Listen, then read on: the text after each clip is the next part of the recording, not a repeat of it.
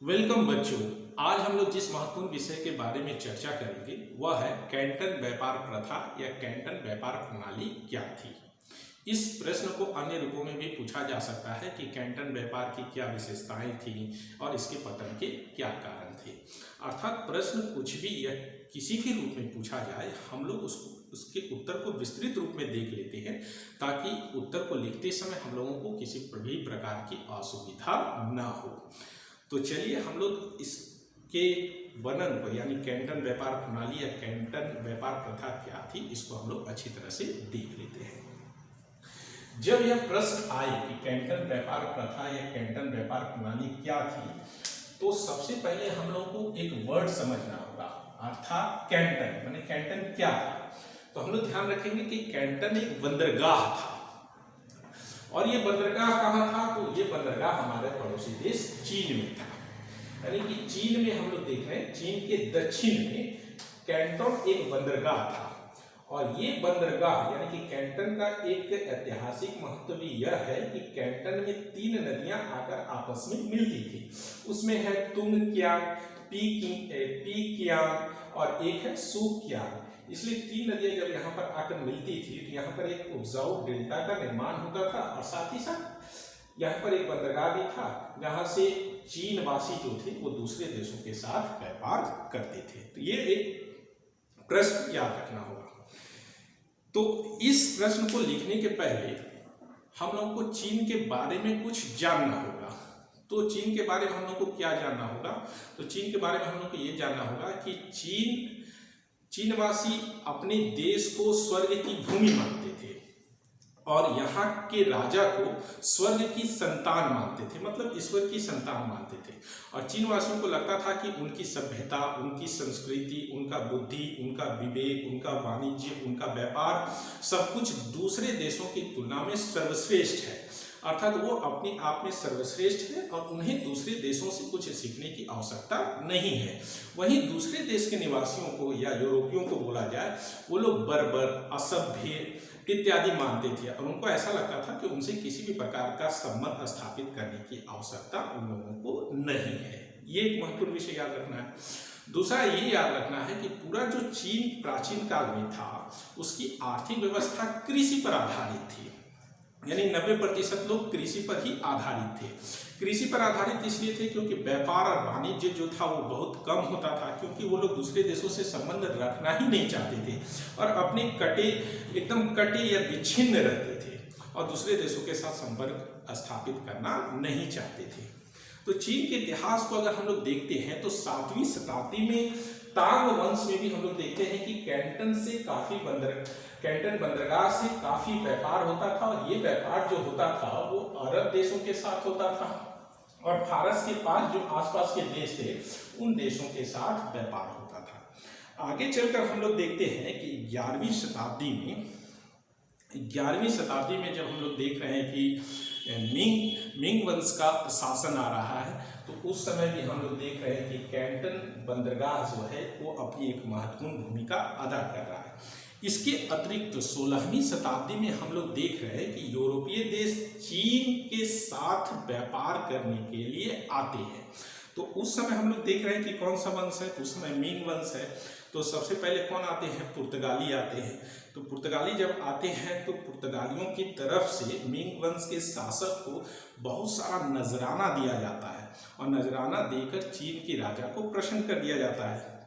चीन का राजा जैसे ही प्रसन्न हो जाता है तो पुर्तगाली व्यापारियों को व्यापार करने की अनुमति देता है, लेकिन उन्हें व्यापार करने की अनुमति जो था वो चीन के उत्तर में दी जाती है, यानी कि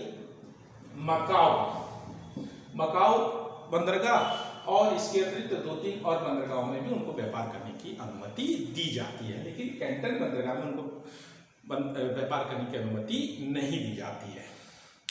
हम लोग तो जानते हैं कि जब औद्योगिक क्रांति हुई तो औद्योगिक क्रांति होने के फलस्वरूप यूरोपीय देशों में माने जो शक्तिशाली देश थे, फ्रांस, इंग्लैंड, जर्मनी, इन देशों में वस्तुओं का उत्पादन बहुत बढ़ गया और वस्तुओं का जब उत्पादन बढ़ गया तो माल के खपत के लिए बाजार की आवश्यकता पड़ी। फलस्वरूप बहुत सारे यूरोपीय व्यापारी फिर चीन की तरफ आकर्षित हुए व्यापार करने के लिए। इसके साथ साथ हम लोगों को ये भी जानना होगा कि चीन का चाय और रेशम का अन्य देशों में भी काफ़ी मांग था, इसलिए यूरोपीय वासी जो थे वो चीन की तरफ आए। तो चीन की तरफ आए तो कौन आए? सबसे पहले आए थे पुर्तगाली, फिर आए स्पेन, फिर देख रहे हैं हम लोग डच, फिर देख रहे हैं इंग्लैंड, फिर देख रहे हैं हम लोग यूएसए आ रहे हैं, सब एक एक करके आ रहे हैं। आगे चल कर जब किंग वंश या मंचू वंश का शासन चीन में हुआ, तो चीन में जैसे शासन स्थापित हुआ किंग वंश का या मंचू वंश का, तो मंचू वंश के शासकों को लगा कि अगर यूरोप वासी बहुत तेजी से अगर चीन में प्रवेश करते हैं तो चीन यूरोप के संपर्क में आ जाएगा और यूरोप वासी अंततः चीन पर हो सके तो अपना आधिपत्य स्थापित कर ले। ये एक भय का वातावरण की सृष्टि हो गई थी चीन में। फलस्वरूप यूरोपीय व्यापारियों को बाहर रोकने के लिए ही 1759 ईस्वी में किंग वंश के शासक यानी या मंचू वंश के शासक के द्वारा एक राजकीय घोषणा की गई कि जो भी यूरोपीय व्यापारी चीन में आएंगे व्यापार करने के लिए, उनके लिए सिर्फ एक ही बंदरगाह खुला हुआ रहेगा और वो बंदरगाह कौन सा बंदरगाह होगा? कैंटन बंदरगाह। यानी कि चीन के मंचू वंश के शासक भी नहीं चाहते थे कि यूरोप वासी चीन में प्रवेश करे, यानी कि कैंटन बंदरगाह तक व्यापार करना है और फिर वहां से वापस चला जाना है। अर्थात एक चीज आप लोग का कंसेप्ट क्लियर होना चाहिए कि कैंटन व्यापार प्रणाली में सिर्फ ये लिखना है कि चीन का व्यापार होगा किसके साथ होगा? यूरोपीय देशों के साथ होगा और सिर्फ एक ही बंदरगाह से होगा और वो सिर्फ कौन सा बंदरगाह होगा? कैंटन बंदरगाह। ये घोषणा कब की गई? 1759 और 1759 से लेकर 1842 ईस्वी के बीच चीन और यूरोपीय देशों का जो व्यापारिक संबंध स्थापित हुआ और किस प्रकार कैंटन व्यापार चल रहा था, उसकी क्या विशेषता थी और 1842 ईस्वी में किस प्रकार कैंटन बंदरगाह का पतन हो गया, उसके व्यापार का पतन हो गया, उसको हम लोग अब एक एक करके देखते हैं। इसकी विशेषता को देखते हैं। सबसे पहली विशेषता क्या है? प्रत्यक्ष व्यापार में बाधा। बच्चों इसको ध्यान से समझना है। जैसे हमारे देश के प्रधानमंत्री नरेंद्र मोदी रसिया गए और रसिया जाकर बोले कि हम लोग अपने व्यापारिक संबंध को बढ़ाना चाहते हैं, तो फलस्वरूप हम लोग क्या देखते हैं कि भारत के प्रधानमंत्री और रसिया के प्रधानमंत्री के बीच में एक समझौता होता है, दोनों समझौते पर हस्ताक्षर करते हैं। तो व्यापार के साथ साथ हम लोग देखते हैं कि एक राजनीतिक कूटनीतिक मित्रता भी स्थापित होती है। लेकिन यहाँ पर उल्टा था। उल्टा क्यों? क्योंकि कैंटन व्यापार में बोला गया कि प्रत्यक्ष व्यापार में बाधा, यानी कि यूरोप वासी जब चीन में व्यापार करने के लिए आएंगे तो वो डायरेक्ट किससे नहीं मिल पाएंगे? वो डायरेक्ट राजा से नहीं मिल पाएंगे और उस यूरोपीय देश का व्यापारिक संबंध रहेगा, लेकिन ये संबंध किसी पर भी प्रकार का मित्रता और कूटनीतिकता में परिणत नहीं होगा। जैसे पुर्तगाल का कोई अगर व्यापारी आया तो उसे राजा से मिलने की आवश्यकता नहीं है। तो अर्थात प्रत्यक्ष व्यापार में बाधा पहुंचाया गया। दूसरा, कोहम प्रथा क्या थी? इसको अच्छी तरह से समझना है। तो इस प्रथा को हम लोग देख लेते हैं। कोहम प्रथा क्या थी कि राजा को प्रत्यक्ष कैंटन व्यापार में प्रत्यक्ष व्यापार पर बाधा पहुंचाया गया। अर्थात चीन में राजा है और यहाँ पर यूरोप व्यापारी है, तो यूरोप व्यापारी डायरेक्ट राजा से नहीं मिल सकते हैं। तो राजा 13 पदाधिकारियों का एक समिति नियुक्त किया। 13 पदाधिकारियों का एक समिति नियुक्त किया और इस समिति को ही हम लोग बोले कोहम। अर्थात यूरोप व्यापारी राजा से नहीं मिलेंगे। यूरोप व्यापारी को जो भी व्यापार के संबंध में कार्य करना है वो किसके साथ करेंगे? ये कोहम के साथ करेंगे। यानी कोहम प्रथा क्या थी? तो कोहम प्रथा में एकदम डिटेल्स में इस प्रकार बोलना है कि कोई भी यूरोप व्यापारी चीन के राजा से प्रत्यक्ष रूप से नहीं मिल सकता था। किसी भी प्रकार की व्यापारिक गतिविधि के लिए चीन के राजा ने 13 पदाधिकारियों की नियुक्ति की थी और इसकी समिति को ही कोहम कहा जाता था। यानी कि यूरोप व्यापारी सामान को लाकर बेचेंगे तो किसको बेचेंगे? कोहम को। और ये कोहम उस सामान का कितना मूल्य होगा उसका निर्धारण करेगा और फिर यही कोहम चाइना में यूरोप व्यापारियों के सामान को बेचेगा। इसका भी काम यही था। इस चीज को ध्यान रखना है। आगे चलकर हम देखते हैं कि कोहों के जो पदाधिकारी थे वो भ्रष्ट हो गए थे, यूरोप व्यापारी के सामान को कम दाम में खरीदते थे और चीन में जाकर अधिक मूल्य पर बेचते थे। यूरोप व्यापारियों को कम मूल्य में सामान, चीन का सामान जो था वो यूरोप व्यापारियों को कम मूल्य पर देते थे। यानी किसी न किसी रूप में हम लोग देख रहे हैं कि भ्रष्टता जो था, भ्रष्टाचार जो था वो चीन व्यापारियों में फैल रहा था।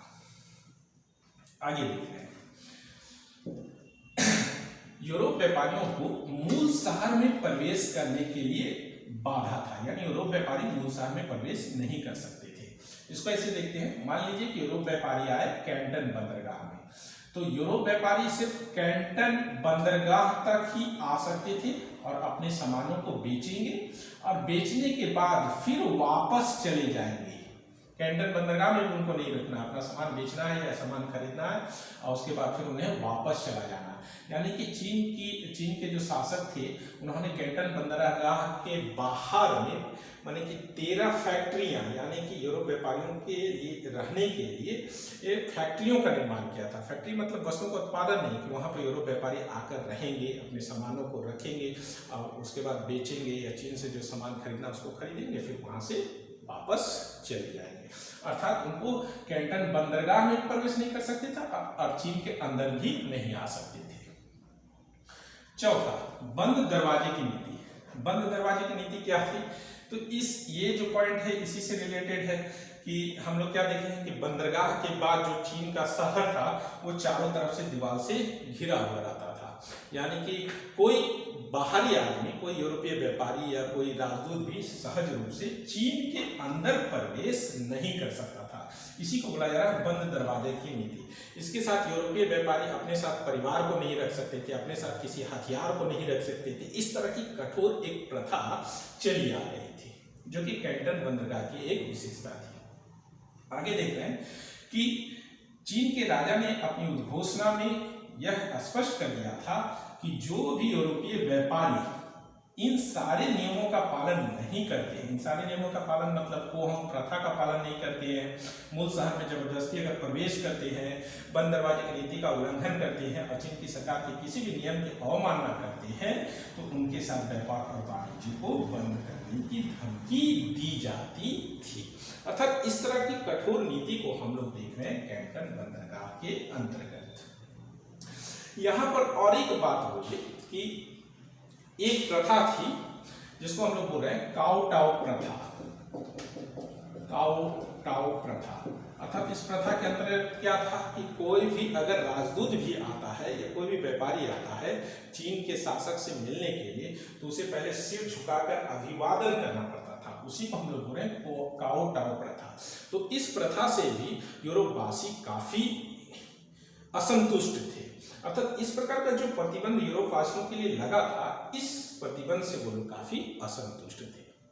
अब हम लोग देखते हैं कि कैंटन व्यापार के पतन के क्या कारण थे। तो पहला क्या देखते हैं कि इस इंग्लैंड सबसे चालाक देश था और हम लोग देखे हैं कि भारत में भी जब वो व्यापार करने आए तो व्यापार के नाते वो धीरे धीरे यहाँ पर साम्राज्य स्थापित कर लिए। तो इंग्लैंड इस प्रकार के प्रतिबंधों से पूर्ण रूप से असंतुष्ट था। फलस्वरूप इंग्लैंड के तरफ से, इंग्लैंड के शासक की तरफ से 1793 और 1816 ईस्वी में 2 बार राजदूत भेजा गया चीन के शासक के पास और उनसे निवेदन किया गया कि इस प्रकार का जो प्रतिबंध है उसको हटा दिया जाए। दूसरा देखते हैं, जब चीन के शासक ने प्रतिबंध को परिवर्तन करने से प्रतिबंध लगाने से मना कर दिया, तब इंग्लैंड के लोगों ने कहा कि अब हम लोग कैंटन बंदरगाह से अंदर भी जाकर व्यापार करेंगे, यानी कि जो होगा देखा जाएगा, चीन के शासक हमें कितना रोकते हैं इसको हम लोग देख लेंगे। यानी अब इंग्लैंड बल प्रयोग करने के लिए तैयार हो गया। तीसरा, बच्चे ये पॉइंट को ध्यान से समझना है कि चीन में इंग्लैंड जो व्यापारी थे वो अफीम का व्यापार शुरू कर दिए। कि बंगाल, बिहार और उड़ीसा में अफीम की खेती होती थी और इन अफीमों को चीन में पहुंचाया जाता था। तो अफीम का जब व्यापार शुरू हो गया तो ये अफीम चीन में फिर कैसे पहुंच रहा है, तो हम लोग क्या देख रहे हैं कि पोहोंग के जो अधिकारी थे वो भ्रष्ट हो गए थे, वो पैसे के लालच में चीन के अंदर भी, चीन के निवासियों में भी अफीम को आसानी से पहुंचा रहे थे। आगे देख रहे हैं चीन में अफीम व्यापार पर प्रतिबंध। जब अफीम पूर्ण रूप से चीन में छाया जाने लगा, वहाँ की सभ्यता और संस्कृति नष्ट हो गई, चीनवासी अफीम के लत में मुग्ध होने लगे, मतलब उन पर, नवयुवकों पर बुरा प्रभाव पड़ने लगा। अफीम के संदर्भ में बता दिया जाए कि अफीम एक प्रकार का नशा युक्त पदार्थ है जिसका सेवन जो है प्रायः देशों में वर्धित है। तो अफीम चारों तरफ चीन में फैलने लगा, चीन के निवासियों को काफ़ी नुकसान पहुंचने लगा। तो जब इसकी खबर चीन के शासक को लगी तो चीन के शासक ने पूर्ण रूप से प्रतिबंध लगा दिया कि कोई भी अधिकारी चीन में अफीम का व्यापार नहीं कर सकता, कोई भी यूरोप व्यापारी अफीम को लेकर चीन कैंटन बंदरगाह में नहीं आ सकता। अगर इस तरह का किया जाता है तो उस यूरोपीय व्यापारी को पकड़ लिया जाएगा, उसके जहाज को नष्ट कर दिया जाएगा। इस तरह की उद्घोषणा जो थी वो चीन के शासक के द्वारा कर दी गई। आगे हम लोग क्या देखते हैं कि फिर भी इतनी उद्घोषणा के बाद जब यूरोप व्यापारी विशेषकर इंग्लैंड नहीं माने, तो बोला जाता है कि कैंटन बंदरगाह के आसपास जो फैक्ट्रियां थी, गोदाम थे, उसमें लगभग 1400 टन के अफीम संग्रह करके रखा गया था। चीन के शासक ने 1400 टन अफीम को जल में फेंकवा दिया। फलस्वरूप इंग्लैंड जो था वो असंतुष्ट हो गया और असंतुष्ट होने के फलस्वरूप उसने चीन के शासक पर या चीन पर आक्रमण कर दिया। यह आक्रमण जो था वो 1839 ईस्वी में हुआ। चूंकि ये युद्ध अफीम को लेकर हुआ था इसलिए इसका नाम पड़ गया था प्रथम अफीम युद्ध। और इस युद्ध का समापन जो था वो 1842 ईस्वी में हुआ। कब हुआ? तो 1842 ईस्वी में नानकिंग की संधि के द्वारा हुआ। फलस्वरूप 1842 ईस्वी में जैसे ही नानकिंग की संधि हुई तो नानकिंग की संधि के फलस्वरूप कैंटन व्यापार सभी यूरोप वासियों के लिए खोल दिया गया तथा इस पोहोंग प्रथा को समाप्त कर दिया गया। और इस कैंटन बंदरगाह के साथ साथ 4 अन्य बंदरगाह भी यूरोप व्यापारियों के लिए खोल दिए गए। यही था कैंटन व्यापार प्रणाली।